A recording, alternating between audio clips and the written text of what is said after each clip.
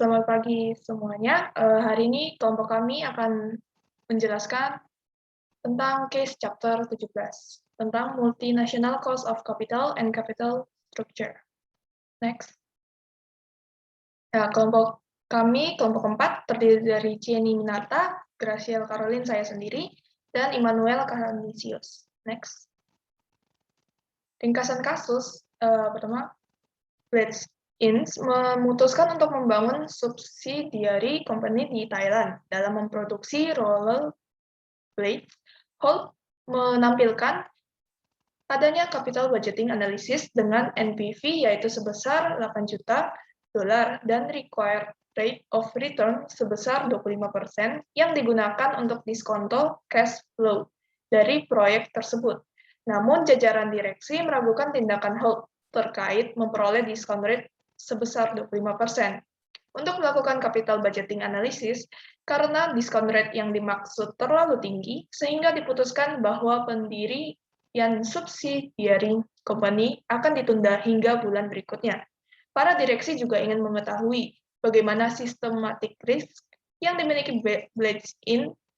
akan mempengaruhi ekspansi di Thailand, lalu mempertimbangkan lain dari para direksi adalah cost of debt dan equity di Thailand berbeda dari corresponding cost yang ada di AS, Amerika Serikat, sehingga mempertanyakan apakah hal ini akan mempengaruhi cost of capital dan capital structure dari Blades Inc. Next. Kegiatan ekspansi yang dilakukan Blades akan memberikan akses terhadap pasar uang dan Thailand, namun kegiatan negosiasi dengan commercial banks yang mengindikasikan bahwa Blades dapat melakukan pinjaman dana dengan interest rate sebesar 15%, sedangkan di Amerika Serikat hanya sebesar 8%. Berdasarkan tingkat systematic risk dari Blades, Holt menentukan bagaimana beta akan mempengaruhi pendirian dari anak perusahaan di Thailand karena beta dari Blades akan jatuh dari level normal, yaitu dari 2.0 menjadi 1,8. Selain itu, Holt juga memberikan estimasi terkait risk-free rate, yaitu sebesar 5%, dan required rate of return di pasar sebesar 12%. Cost of debt and equity lebih tinggi dibandingkan di Amerika Serikat, sehingga juga menandakan bahwa risk premium dan tingkat ketidakpastian terkait ekonomi tinggi di Thailand. Next. Kasus pertama, jika Blades berekspansi ke Thailand, apakah menurut Anda biaya modalnya akan lebih tinggi atau lebih rendah daripada biaya modal pabrik roller blades yang hanya beroperasi di Amerika Serikat? Buktikan jawaban Anda dengan menguraikan bagaimana karakteristik blades membedakannya dari produsen roller blades dalam negeri. Next. Untuk jawaban dari kasus yang pertama, cost of capital dari Blades Inc. diperkirakan akan lebih tinggi dibandingkan cost of capital para manufaktur roller blades di Amerika Serikat. Karena skala perusahaan blades yang masih cenderung kecil dibandingkan dengan manufaktur roller blades lainnya di Amerika Serikat, di mana mereka akan menerima tindakan yang sama dari para kreditur. Kemudian melakukan ekspansi di Thailand dapat menyebabkan Blades memperoleh akses di pasar modal di Thailand dengan interest rate yang tinggi. Kemudian tingkat exchange rate dan country risk juga dapat berdampak pada meningkatnya cost of capital dari Blades.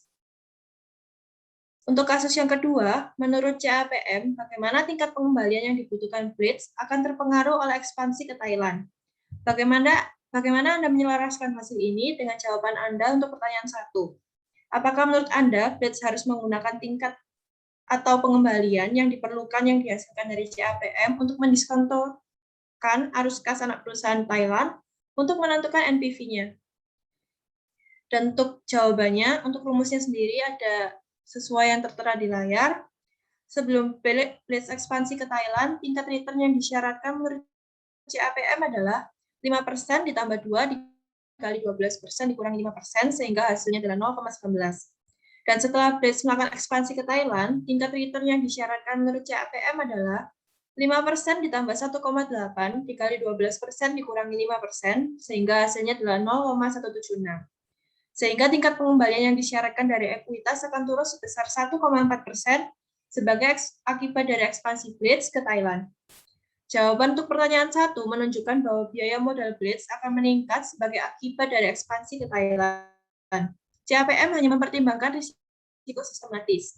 Karena paparan risiko Blitz terhadap kondisi pasar Amerika Serikat akan berkurang akibat ekspansi ke Thailand, maka risiko sistematisnya akan menurun, sehingga menghasilkan beta yang lebih rendah. Untuk kasus 3, jika Blitz meminjam dana di Thailand untuk mendukung anak perusahaannya di Thailand, bagaimana hal ini akan mempengaruhi biaya modalnya? Mengapa?